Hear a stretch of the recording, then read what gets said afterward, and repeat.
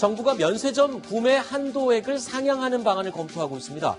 모처럼 큰맘 먹고 나간 해외여행에서 기념품 같은 것들을 조금 더 몇 개 더 사갖고 들고 들어올 수 있게 될지도 모르겠습니다. 양지열 변호사님, 13년째 유지되고 있었던 면세점 구매 한도, 그걸 올린다고 하는데 얼마에서 얼마로 올리는 거죠, 지금? 뭐 아직까지 얼마를 구체적으로 올리자는 건 아니고요. 네. 지금 이제 일반적으로 여태까지는 해외에 나갈 때 그리고 시내에서 면세점에서 한 3,000달러까지 살 수가 있었는데 네. 거기에서 입국장이 생겼기 때문에 네. 거기서도 600달러를 추가로 할 수 있으니까 아하. 현재로도 이미 3,600달러가 된 거고요. 네. 거기에 이제 면세 한도는 600달러인데 그걸 좀 더 올리는 게 어떻냐라는 아하. 얘기가 좀 나오고 있는 상황입니다. 아니, 근데 관광객들 입장에서는 뭐 한도액이 있으면 쇼핑을 좀 덜 할 수도 있는, 절약할 수도 있는 그런 의미도 있는데 반대하는 거, 이거 상한을 올리는 걸 반대하는 사람들도 의견이 있다면서요? 무슨? 그러니까 뭐냐면 상한 자체가 지금 OECD 평균도 510달러라고 합니다. 그러니까 600달러면 지금 우리가 상당히 높은 편이잖아요. 높은 근데 편이에요. 이제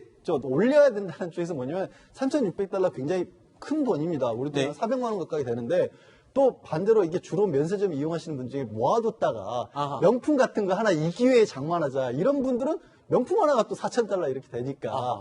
이게 뭐 큰 의미가 없지 않느냐 이렇게 네. 또 말씀들 하시는 거죠.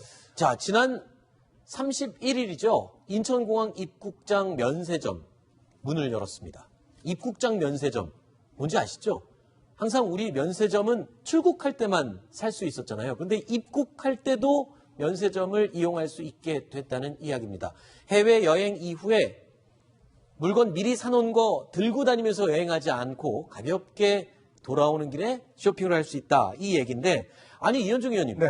저는 뭐 많이는 나가보지 않았지만 몇 번 나가볼 때마다 느낀 게, 아니, 왜 면세점은 입국할 때 못 사나? 그거 궁금했거든요. 근데 왜 이제서야 생긴 거예요? 사실 이제 면세점이라는 근본적 취지가 뭐냐면 네. 해외에 나갈 때 어떤 면에서 보면 세금을 좀 면제줘서 물건을 산다는 거거든요. 즉 네. 어떤 면에서 보면 해외에 나가 쓰는 것에 대한 이제 그 면세점이라는 아하. 취지인데, 근데 우리가 이제 관행적으로 보면 사실 이게 해외 나 쓰는 게 아니라 출국할 때 면세점에서 사서 계속 여행 다닐 때 가방에 들고 넣어 다니다가 그 하얀 비닐봉지 그렇죠. 있잖아요. 다시 들고 들어오는 게 이제 그렇게 되지 않습니까? 이러다 보니까 실질적으로 이제 해외에 나가는 면세점보다는 오히려 이제 국내 들어오기 위해서 이제 면세품을 사는 것인데, 그러다 보니까 이제 그 외국에서는 저런 입국장 면세점이 많습니다. 네. 들어올 때 사는 선물을 깜빡하고 못 사는 경우가 많잖아요. 이제 그럴 경우에 이제 선물을 사고 싶은 사람들이 못 사는 경우도 있고 하기 때문에 네. 그러면 입국장 면세점을 만들어서 실제로 이제 이런 수요를 좀 하자라는 주장이 있는 반면에, 문제는 이게 조세 형평성이 안 맞다. 네. 아니 국내에 들어올 것인데 국내에서 파는 것인데 이걸 왜 면세를 해주냐,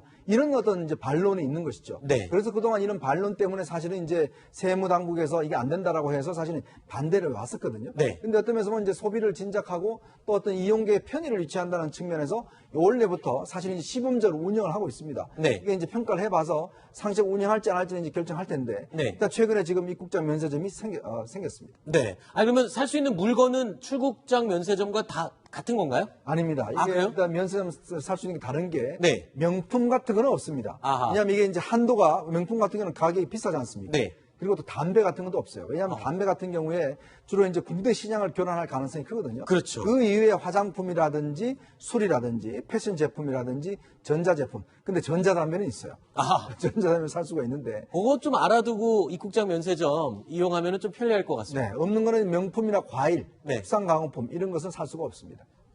알겠습니다. 또 한 가지 마지막으로 양지열 변호사님, 이 입국장 면세점 이용할 때 주의해야 될 점이 있다면서, 잘못하면 이 세금 엄청 물 수 있다고요? 왜냐하면 입국장 면세점에 왜 명품이 없을까요? 네. 우리가 면세 한도, 이 국내에 들어온 거기 때문에 입국장 면세점은 면세 한도인 600달러까지만 구매를 아예 할 수가 있습니다. 아하. 그러니까 600달러를 초과하는 부분에 대해서 세금이 매겨지는데, 출국장 면세점 같은 경우에는 600달러 넘는 부분에서 세율이 높은 부분부터 먼저 공제를 합니다. 그런데 네.